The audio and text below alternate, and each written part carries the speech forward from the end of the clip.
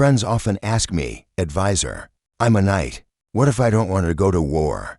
Honorable knight, I am your loyal friend and advisor, Shinbai. Everyone who knows you knows. You are a man who loves peace, loves life, and a good man who never travels more than 5 miles from home. You've also just married a beautiful, and are the lucky groom of a beautiful new wife. Now, the kingdom is gathering knights to fight for the land across the channel. I know you don't want to go. Today, let me help you find a few ways to evade this duty. If this helps you, please recommend me to your friends, and grant me 2 coins for love and peace.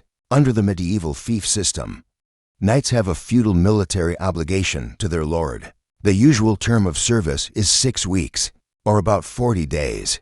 During this time, knights must provide their own equipment and fight at their own expense. Therefore, if you have already served more than 40 days this year, you can confidently refuse the summons of your lord or king. Of course, since you are worried, you probably haven't served this year. Don't worry, you must have found the loophole. That's right, in the laws of the Kingdom of England, the 40-day service period for knights has very unclear rules about the location of service. English nobles generally believe their feudal military service to the king is limited to the British Isles.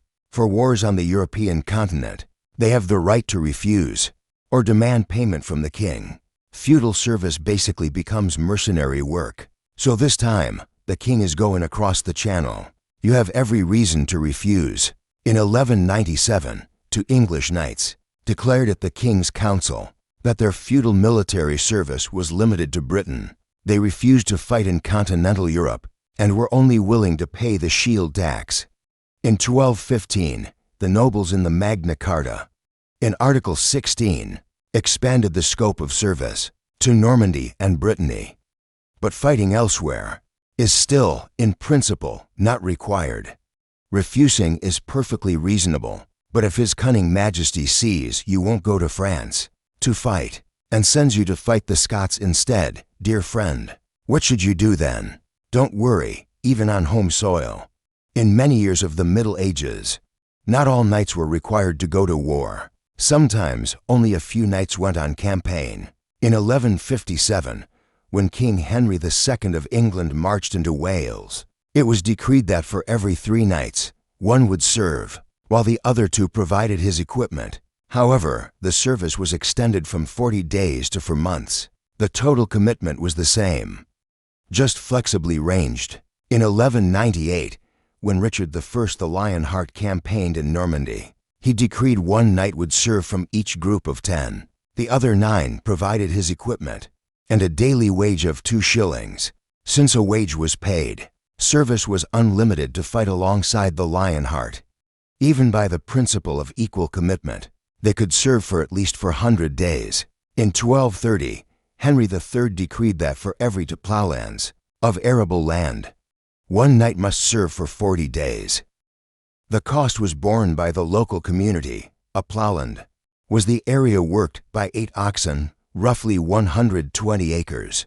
In another example, the abbot of St. Alban's Abbey held 6 knights' fees. Each fee was divided among several tenant farmers. When the king summoned his army, the tenants of each knight's fee would negotiate to send 1 knight to battle. Sometimes they would choose 1 of their own to serve, while the rest provided equipment and supplies. Sometimes none of them wanted to go, so they would simply hire a knight or 2 sergeants. Think of it as hiring a proxy fighter. So, you don't have to worry about the king forcing you onto the battlefield.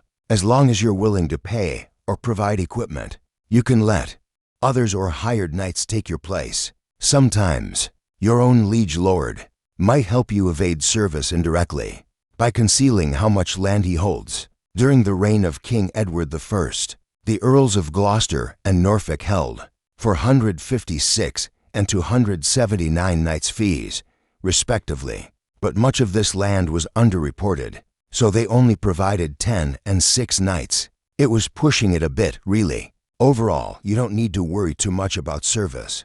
You can happily enjoy your newlywed life with your wife. From the Norman conquest onwards, the number of knights serving in England steadily decreased.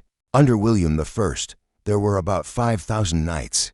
By the time of Henry II, about 5,000 knights were required for service, with another group of non-serving knights, nearly 6,500 men, as reserves.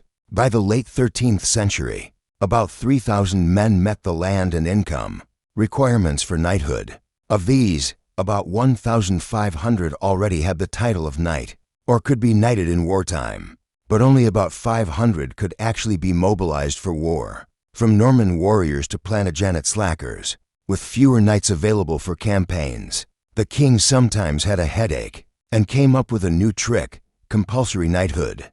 In 1224, King Henry III, preparing for a campaign in Gascony the next year, demanded that all men with land worth over £40 a year must accept a knighthood and serve the following year with their own arms. In 1241, he lowered the standard to over £20. The next year, those who didn't answer the call were forced to pay a fine. In 1297, Edward I summoned those with land worth over £20 a year to serve in Flanders, but was met with strong resistance. Only about 100 men answered the call. No one even wanted a knighthood for free. It probably wasn't a good deal, was it? In 1306, the king changed his strategy. He promised the knights who answered the call that he would provide their equipment for free. As a result, the number of men who came rose to 300. What if they offer you a promotion and a fine new war horse? Would you be willing to campaign endlessly? All right, you'd still rather just stay home on your fief. There's safety in numbers. Since all the knights are at home farming, watching videos, and playing manor lords, you might as well do the same. Besides, as time went on, more and more nobles began to oppose the call for knights to serve. Some got absurdly creative in their half-hearted efforts. For example, in 1300, a knight went to serve in Scotland. He brought a bow and a single arrow. He shot it at the first Scotsman he met, and then immediately headed for home, considering his feudal duty fulfilled. By 1385, King Richard II, due to financial trouble, couldn't afford mercenaries. He tried to turn back the clock by summoning knights to fight in Scotland. He was met with fierce opposition from the nobles and had to sheepishly give up. This was probably the last time a king of England ever tried to summon knights based on traditional feudal obligation. So everyone just went back to farming. You have no reason to be ashamed of this. Just manage your manor well. And when the king needs to wage war, just pay enough shield tax. He won't insist on bothering you. Instead, he will take your money and hire professional soldiers to fight. In fact, the king doesn't like calling on farmer knights like you to go to war anyway. If you get him killed, it's not worth the trouble.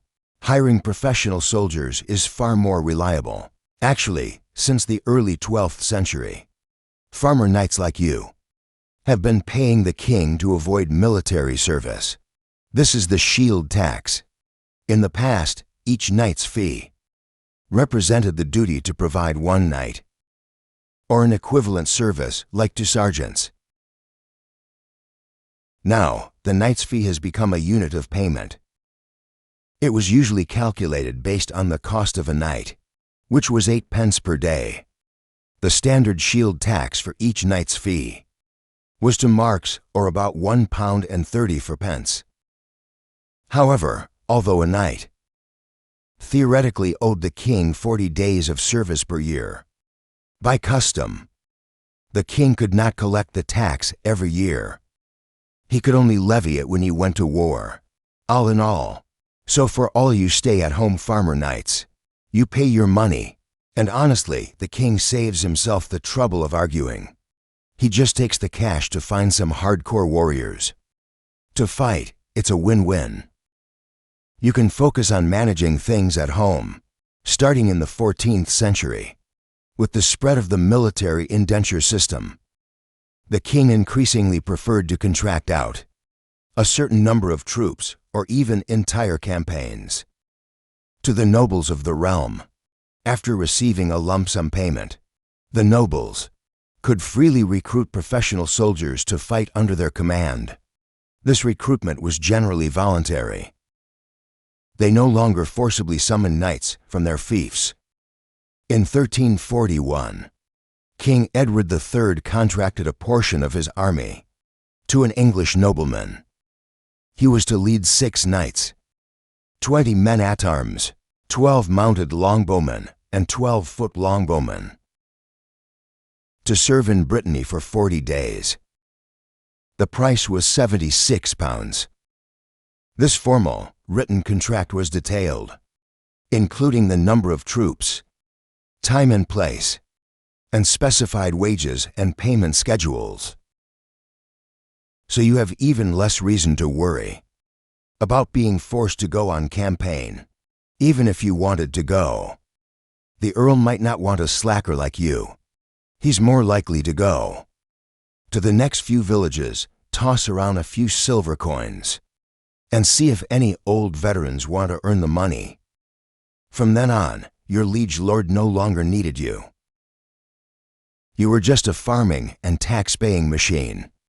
They would use their own money to maintain a retinue of professional soldiers to answer the king's call in wartime, and maybe make a profit on the side. In times of peace, they could easily bully you farmer knights. If you have money, you could become a contractor yourself, keep some private soldiers to defend against other lords. Everyone has private armies. What a harmonious picture. Isn't it just beautiful? Of course, if His Majesty decides that for this war, you are the one indispensable, chosen one, but you really don't want to leave home. I can act as a middleman for you and negotiate with His Majesty for just 2 gold coins, standard kingdom-wide price, satisfaction guaranteed. You can stay home, play games, and relax by the hearth. All right, I hope you can stay on your fief forever and live a long and happy life. See you next time.